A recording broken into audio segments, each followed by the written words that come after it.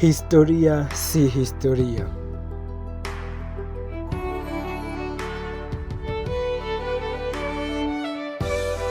Historia si historia tu, ila kila mtu ana historia yake.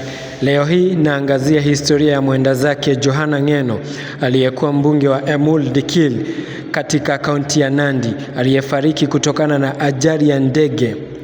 Mbunge Ng'eno ni miongoni mwa watu 6 waliofariki Februari 28, Jumamosi mwaka wa 2026 katika eneo la Mosop, Nandi County.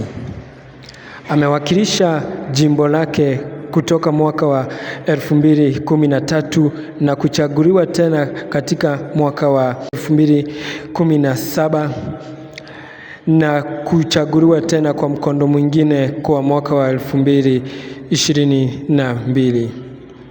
Amekuwa katika uongozi kwa mihula mitatu. Kabla ya kuingia katika siasa, amekuwa mkurugenzi katika shirika la ukulima ADC kutoka mwaka wa 2008 hadi mwaka wa 2012. Ng'eno alimaliza masomo yake ya shule ya msingi katika shule ya msingi ya Mogondo mwaka wa 1987. Kisha akajiunga na shule ya upili ya Maseno. Baadaye alipata shahada ya sheria za kimataifa kati ya mwaka 2003 hadi 2006. Kisha Ng'eno alirejea hapa nchini na kuendeleza masomo yake katika vyuo tofauti kama vile Mount Kenya University, na pia akajiunga na chuo kikuu cha Nairobi na kupata shahada. Amekuwa mwanachama katika kamati mbalimbali bungeni kama vile kamati ya kutetea haki, uwekezaji na uwiano. Alizaliwa mwaka wa 1972 Disemba, Narok, mahala ambapo masomo haikuwa rahisi kupatikana.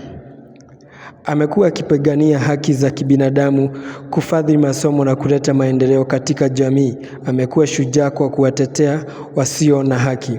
Alisifiwa sana kwa uongozi wake uliokuwa na matunda na mwelekeo wa kuigwa. Wengi wakifika kutoa rambirambi zao kwa marehemu Ng'eno, akiwemo naibu wa rais Kithure Kindiki na viongozi wengine wakimsifu kwa uongozi wake bora. Wengi wamemsifu kuwa amekuwa si kiongozi tu, bali mtu wa suluhisho, mshauri na mtetezi wa haki. Johana Ng'eno alazwe pema peponi. Nikikuletea historia si historia, niite Theuri wa Wangeci.